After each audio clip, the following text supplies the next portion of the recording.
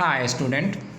अब तक के वीडियोस में हमने देखा इलेक्ट्रिक करंट का definition, potential difference, potential, resistance of conductor, resistivity, etc, grouping of resistance in a circuit, device to measure potential difference and electric current. इन सबों का कॉन्सेप्ट हमने लिया, आइडिया हमने डेवलप किया। अब इससे आगे बढ़ कर के हम जो टॉपिक आज सेलेक्ट कर रहे हैं वो इलेक्ट्रिक पावर है। इलेक्ट्रिक पावर, ठीक है। इलेक्ट्रिक पावर क्या होता है अब जानते हैं। इलेक्ट्रिक सर्किट में अगर इलेक्ट्रिक अप्लायंस को इंसर्ट किया जाता है तो वो लोड कहलाता है, सर्किट के लिए वो लोड कहलाता है। अब वो अप्लायंस पास करने वाले इलेक्ट्रिक करंट को, सर्किट में पास करने वाले इलेक्ट्रिक करंट को अपोज करता है, ठीक है। उस अपोजिशन को रिमूव करने के लिए, हटाने के लिए इसे कुछ न कुछ वर्क करना पड़ता है। अब वर्क करता है तो पर यूनिट टाइम कितना वर्क करता है। अगर पर यूनिट टाइम कितना वर्क करता है हम जान जाते हैं, तो जो पर यूनिट टाइम वर्क करता है वही उसका पावर कहलाता है।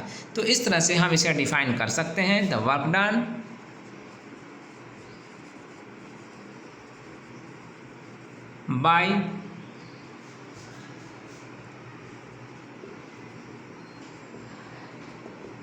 by an electric appliance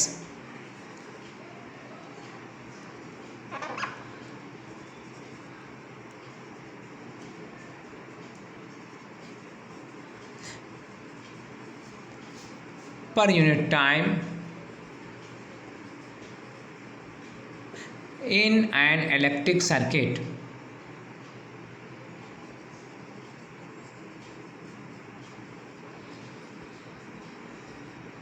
is called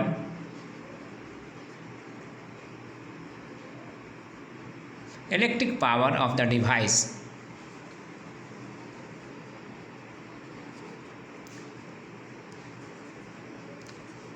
Appliance और डिवाइस और लोड भी इसे कहा जाता है ना, ठीक। तो 10 अब हम कह सकते हैं इलेक्ट्रिक पावर का डिफिनीशन को हम लोग मैथमेटिकली इस तरह लिख सकते हैं, P equal to work done by time. और अब ये जानते हैं वर्क डन होता किसके अगेंस्ट में है, इलेक्ट्रिक फील्ड के अगेंस्ट में, इलेक्ट्रिक फोर्स के अगेंस्ट में, ठीक है। तो इलेक्ट्रिक जो भी फील्ड के अगेंस्ट में वर्क होता है वो वर्क को करने के लिए एनर्जी चाहिए। अब एनर्जी चाहिए तो एनर्जी कहाँ से आएगा, ये एनर्जी जो इलेक्ट्रिक एनर्जी रहता है मूविंग चार्ज के पास, वही एनर्जी वो इसको दे करके वर्क करता है, उसी एनर्जी के कॉस्ट पे ये वर्क होता है, ठीक है। तो अब हम यहाँ पर जान जाएंगे या और इसे रेफरेंस में लेंगे, but the work done equal to the energy consumed or expense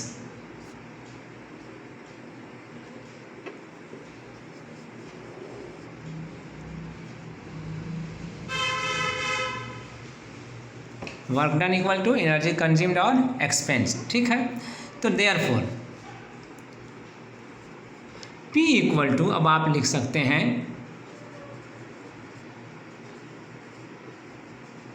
energy consumed divided by time taken, ठीक है। अब आप एनर्जी को आप U से लिख सकते हैं, टाइम को आप T से लिख सकते हैं। तो आप ये भी कह सकते हैं कि P equal to U by T, ठीक है। तो इस तरह से आप अब ये भी फाइनली कर सकते हैं कि 10 और देयरफॉर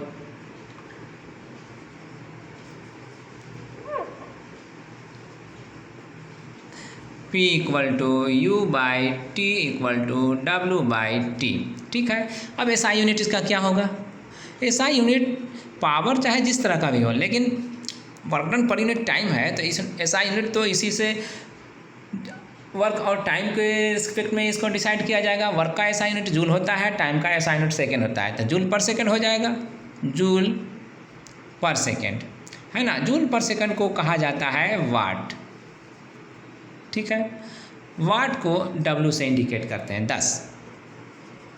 आप कह सकते हैं 1 watt equal to 1 joule per second. एक सेकेंड में 1 जूल का वर्क अगर होता है किसी अप्लायंस के ज़रिए तो कहा जाएगा कि उसका वाटेज 1 है।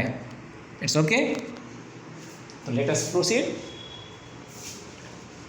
अब इसके बाद हम ये प्रोसीड करते हैं कि क्या ये इलेक्ट्रिक पावर का और भी कोई फॉर्म हो सकता है। कैलकुलेट करने के लिए हमेशा हमें U और W पर ही डिपेंड करना पड़ेगा या कुछ और दूसरा फॉर्म भी हो सकता है। Now some other forms of electric power.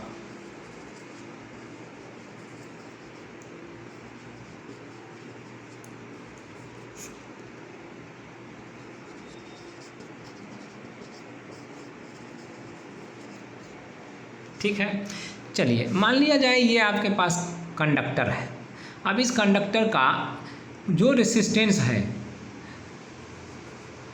वो रेसिस्टेंस हम यहाँ R ले लेते हैं, ठीक है। ये कंडक्टर का रेसिस्टेंस R, ओमिक कंडक्टर जो होगा उसका ही रेसिस्टेंस की बात हम लोग करते हैं। और जो अप्लायंस हम प्रैक्टिकली लेते हैं वो अप्लायंस का कुछ ना कुछ रेसिस्टेंस रहता है, एक्चुअली वही ओमिक कंडक्टर भी होता है। बाकी जो कंडक्टर्स हैं सर्किट में, कनेक्टिंग वायर्स, उनका रेसिस्टेंस नहीं होता है, ऑलवेज कीप इन माइंड, ठीक है।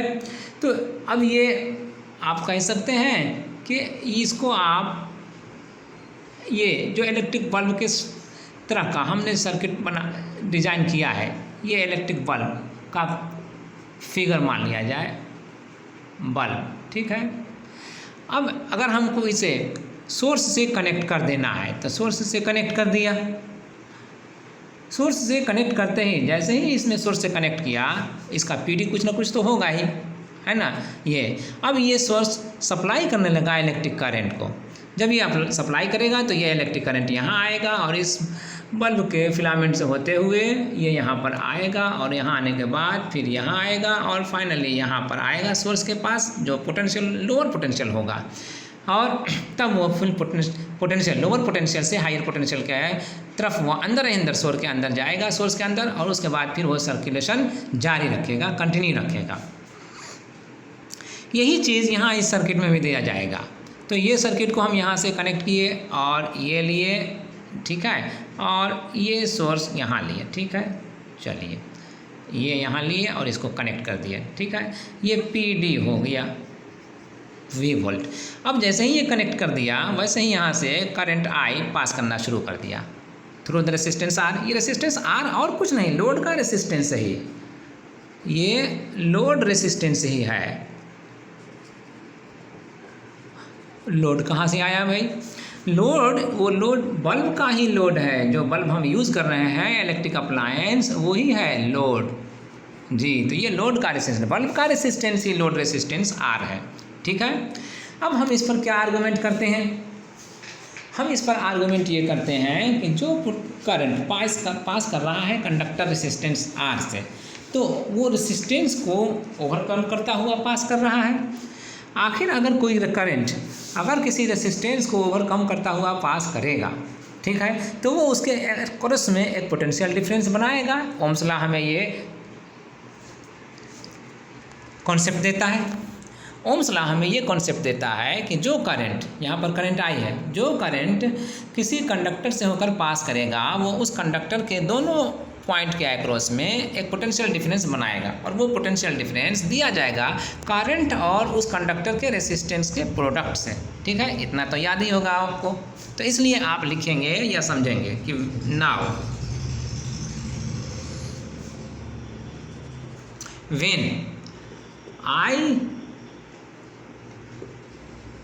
when current I passes through R, then PD across it कितना हो जाएगा एक्रॉस इट, आर के एक्रॉस में कितना हो जाएगा पी डी, तो आई इंटू आर ये ना, तो आई इंटू आर ये पी डी हो गया। मान लीजिए ये भी है ना, ये भी है, यही तो भी होगा, एक्चुअली भी होगा भी, क्योंकि अब उस रेसिस्टेंस के अलावा सर्किट में और कुछ भी नहीं है। तो जो पोटेंशियल डिफरेंस आपने अप्लाई किया है, ये पोटेंशियल डिफरेंस इस सोर्स का जो पोटेंशियल डिफरेंस है वो, और जो लोड के अक्रॉस जो कनेक्ट किया गया है, तो लोड के दोनों पॉइंट के अक्रॉस जो बनने वाला पोटेंशियल डिफरेंस है आई इंटू आर, वो आई इंटू आर इस सोर्स के पोटेंशियल डिफरेंस के बराबर होगा, क्योंकि और बीच में कहीं पर कंजम्पशन नहीं है, तो वर्क और कहीं होगा ही नहीं। रेसिस्टेंस इस कंडक्टर में जो कनेक्टिंग वायर है इसमें कहीं पर भी नहीं है, इसलिए इसमें कहीं पर भी कोई वर्क नहीं होगा। तो जो भी वर्क होगा वो इस रेसिस्टेंस को क्रॉस करने में ही होगा। करंट जब इससे पास करेगा तो इतना ही में इसको वर्क करना पड़ेगा, और इसीलिए पोटेंशियल डिफरेंस भी वहीं पर डेवलप होगा। अब ये पोटेंशियल डिफरेंस जो भी डेवलप होगा वो भी होगा equal to applied potential difference. इसलिए अब V आया, तो V का मतलब क्या होता है? V का मतलब आप जानते हैं, but V means work done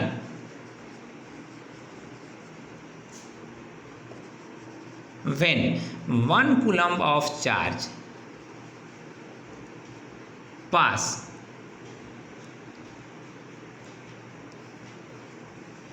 from one point two another,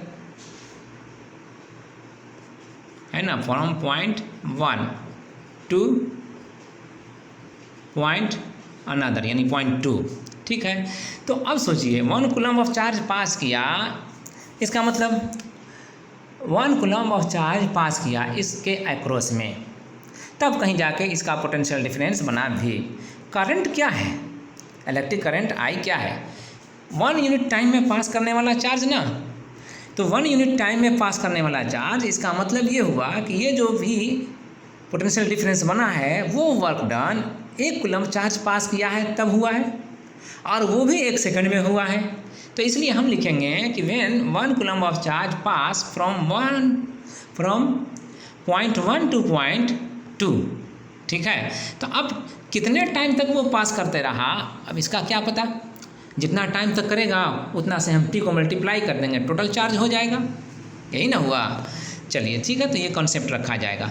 तो 1 कूलम्ब ऑफ चार्ज को पास करने पर पोटेंशियल वर्क डन जो होता है वो पोटेंशियल डिफरेंस V के बराबर होता है, ठीक है।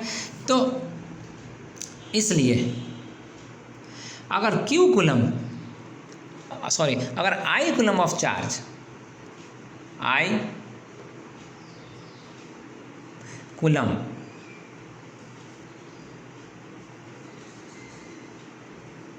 ऑफ चार्ज, ये मत भूलिएगा कि ये चार्ज आई कूलम्ब जो है वो इलेक्ट्रिक करंट है ना, तो 1 सेकंड में पास करने वाला चार्ज अमाउंट ऑफ चार्ज है। I coulomb of charge in 1 second, ठीक है, इन 1 सेकंड पास कर जब करेगा तब कितना वर्क डन होगा, then I coulomb of charge will pass, work बाद में will pass, and work done will be V into I, ठीक है, V into I। अगर 1 कूलम्ब के लिए V जूल हो रहा है तो I कूलम्ब के लिए तो I V इंटू आई हो जाएगा जूल, और ये I 1 सेकंड में पास करता हुआ चार्ज है, इसलिए ये 1 सेकंड में हुआ वर्क है। तो जब 1 सेकंड में हुआ वर्क है तो आप कह सकते हैं देयरफॉर ये 1 सेकंड में जो वर्क होता है वही तो पावर होता है कि नहीं। तो देयरफॉर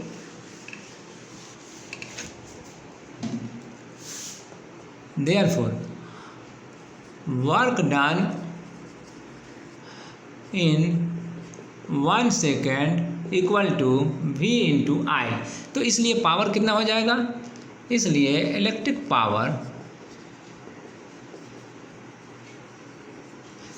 पावर कितना होगा, P equal to V into I, ठीक है। वैसे इसको आप जनरली इस तरह भी समझ सकते हैं जिन सेकंड मेथड में कि एज आप P इक्वल टू आप लिख रहे हैं W/T, ठीक है। W क्या होता है? W के लिए जो वर्क डन होता है उसके लिए आपने लिखा होगा V इंटू क्यू, तो V इंटू क्यू लिख दीजिए, यहाँ पर लिखिए since work W equal to V into Q, और इसलिए P equal to V times Q/T, तो P V टाइम्स Q/T क्या होता है? I ना, तो ये I हो गया। तो इसलिए आप कह सकते हैं कि P इक्वल टू VI।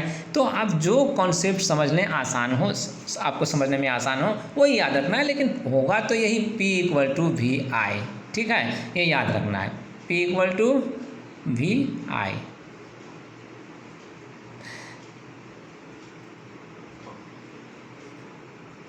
चलिए, तो अब हम इससे आगे बढ़ते हैं। तो इलेक्ट्रिक पावर का एक फॉर्म ये देखा आपने। अगर फिर हम इसे फॉर्म चेंज करना चाहें तो इसके लिए फिर दूसरा फॉर्म लिख सकते हैं। अगेन V इक्वल टू होता है IR, तो आप इसलिए कह सकते हैं कि P इक्वल टू जो VI है, यहाँ आपने लिखा देखा VI, तो V के बदले में आप IR लिख सकते हैं। जैसे आप यहाँ V इंटू I लिखे हैं ना, V को आप रिप्लेस कर दीजिए किससे? IR, जो आपको ऊपर में है IR, और तब IR इंटू R होगा आपको। तो ये क्या होगा? P equal to I square into R, यही ना, सॉरी यहाँ पर I था और यहाँ पर मैंने बाय मिस्टेक R लिख दिया, तो यहाँ पर I ही लिखिए, तो I स्क्वायर R, ठीक है। तो P का ये दूसरा फॉर्म हो गया, पावर के लिए दूसरा फॉर्म हो गया। और कह लीजिए तो P इक्वल टू अगर VI होता है तो फिर ऊपर का जो फॉर्म है V इक्वल टू IR, इससे आप I का वैल्यू निकाल सकते हैं। कैसे? R को राइट साइड से लेफ्ट साइड ले जाकर V/R करके, तो इसलिए V यहाँ रहने दीजिए, ये V रहने दीजिए और I को हटा दीजिए, और तब I के बदले में आप V/R लिख दीजिए, यहाँ पर लीजिए since I equal to V/R। तो अब आपके पास पावर का फॉर्म क्या हो जाएगा? V²/R, ये ना, यस। तो ये भी एक फॉर्म है पावर का। सवाल ये है कि कब फॉर्म कहाँ पर कौन सा यूजेबल होगा, ये आपको तय करना है। ये आइडिया डेवलप करने के लिए कुछ न्यूमेरिकल्स बनाना पड़ता है। हो सकता है कुछ न्यूमेरिकल्स मैं अगला वीडियो में बनाऊं, सोल्व करके दिखाऊं आपको, लेकिन तब तक आपको खुद भी एफर्ट करना होगा। जब इन्फॉर्मेशन आप लेंगे न्यूमेरिकल से, तो इन्फॉर्मेशन को पुटअप करके देखेंगे कि किस में वो इन्फॉर्मेशन पुटअप हो रहा है और जो रिक्वायर्ड क्वांटिटी है वो किस फॉर्म में अवेलेबल है। तो जिसमें होगा उसी में हम पुटअप करेंगे और उसी से हम फाइंड आउट करेंगे। ओके,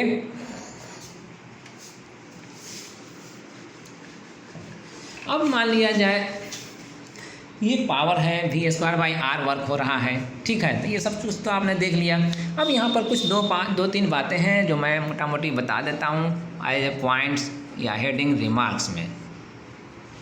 डिवाइस जो हम अप्लाई करते हैं किसी सर्किट में, लोड जो हम देते हैं किसी सर्किट में, वो उसका रेसिस्टेंस जो होता है वो बेसिक कैरेक्टरिस्टिक रखता है, वो चेंज नहीं होता है। The resistance of the appliance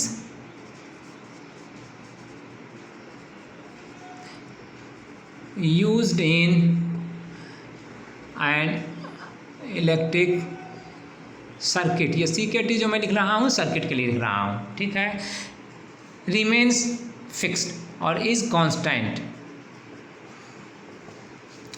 doesn't change, है ना, anywhere,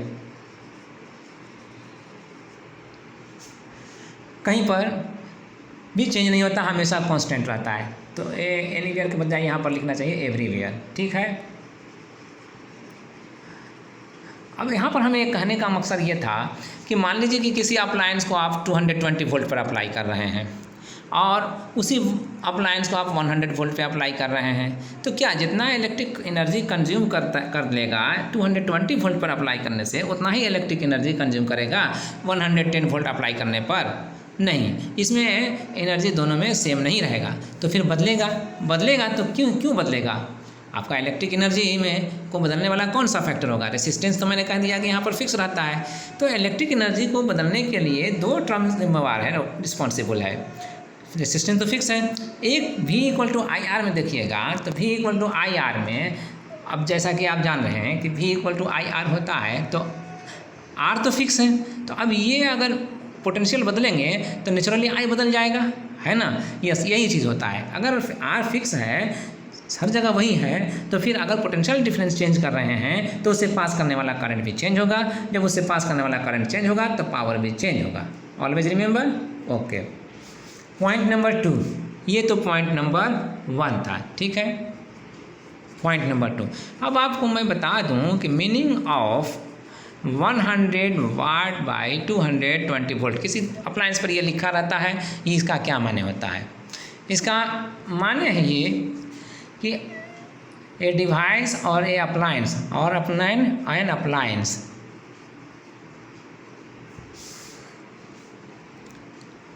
consumes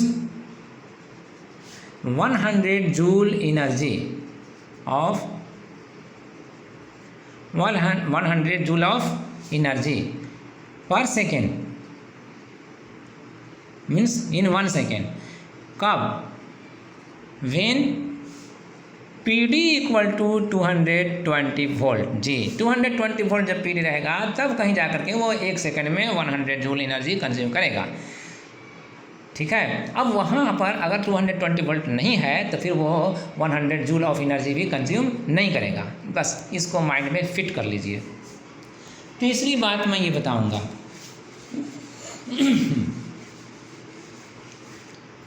कि अगर P, तीसरी बात, अगर P इक्वल टू, आपको जानते हैं कि P इक्वल टू होता है V इंटू आई, तो ये क्या है? Electric energy consumed in 1 second, ठीक है। तो एनर्जी कंज्यूम्ड इन 1 सेकेंड, ठीक है। तो इसलिए total energy consumed in T second कितना हो जाएगा? इक्वल टू, तो P इंटू टी होना चाहिए। तो टोटल एनर्जी जब कंज्यूम लिखेंगे तो फिर यहाँ पर हम उसके लिए U लिखेंगे, तो U इक्वल टू हो जाएगा P इंटू टी। अब P का वैल्यू क्या होता है भाई? तो P का वैल्यू हम तो जान लिख चुके हैं ऊपर में, P इक्वल टू होता है VI, तो हम यहाँ P को रिप्लेस कर देंगे VI, तब ये T, तो टोटल एनर्जी जो हुआ वो VIT हुआ, ठीक है। ये इतनी एनर्जी T टाइम में कंज्यूम होगा, ठीक है। अब सवाल ये है कि अगर इतना एनर्जी कंज्यूम हो रहा है तो ये एनर्जी आता कहाँ से है और जाता कहाँ पर है? तो आने का तो सोर्स मैंने बता दिया कि ये एनर्जी सोर्स से मिलता है। फिर ये होता क्या है एनर्जी? तो ये एनर्जी जैसे ही कंज्यूम किया जाता है डिवाइस के ज़रिए, वैसे ही उस डिवाइस में अदर फॉर्म ऑफ एनर्जी में कन्वर्ट हो जाता है।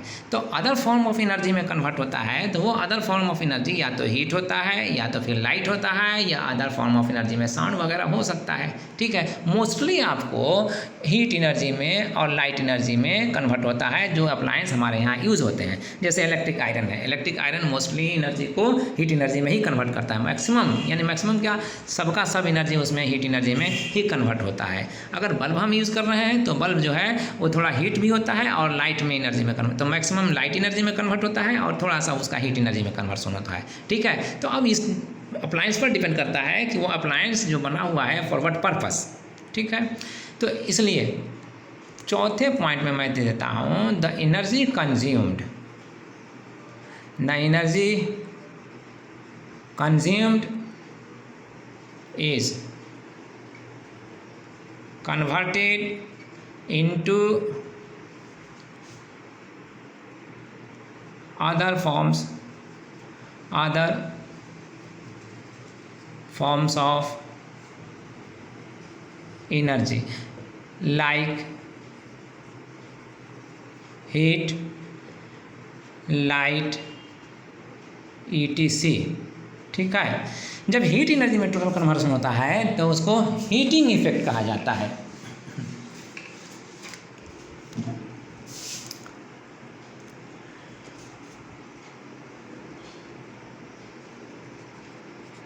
कन्वर्सन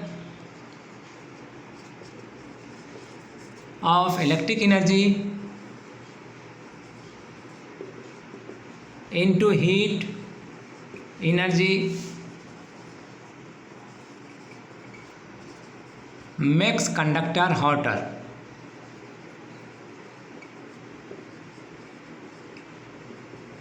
है ना, तो this is known as heating effect. This is known as heating effect of electric current.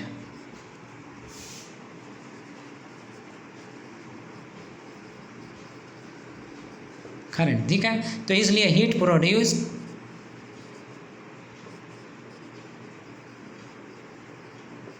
H equal to VIT.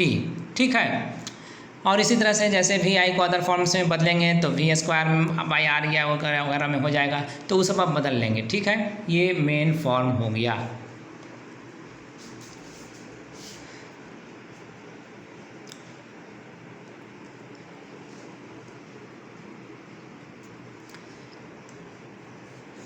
अब इसके साथ एक और पॉइंट मैं बताऊंगा, और वो है kilowatt hour.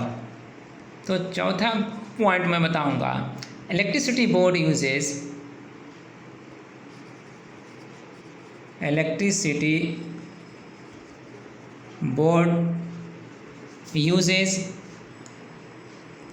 Kilowatt hour as 1 unit of consumed energy. ठीक है, अब इस कैसे होता है, तो 1 किलोवाट आवर, अगर कोई अप्लायंस 1 किलोवाट का है तो 1 आवर तक वर्क करेगा तो कितना एनर्जी कंज्यूम करेगा, जितना करेगा वही उसका 1 किलोवाट आवर एनर्जी कहलाएगा. तो ये एक एनर्जी का यूनिट हो गया. 10 कॉमर्शियल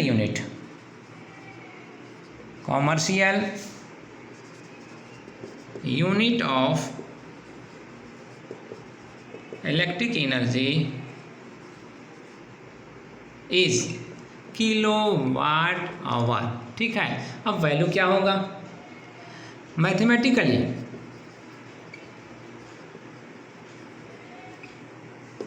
ये वैल्यू 1 किलोवाट आवर इक्वल होता है 3.6 इंटू 10⁻6 जूल के. ठीक है, कैसे ये डिफाइन होता है तो मैं बता दूं आपको. अगर 1000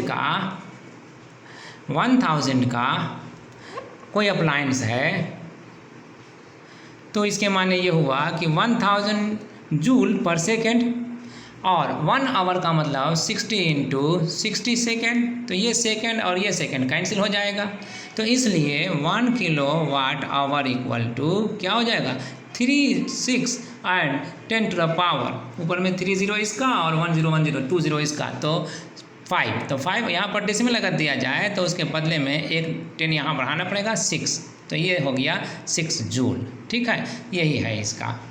ओके, तो इसी के साथ ये आज का वीडियो मैं ख़त्म करता हूँ. Okay, go ahead, try to solve the numericals from your book. Okay.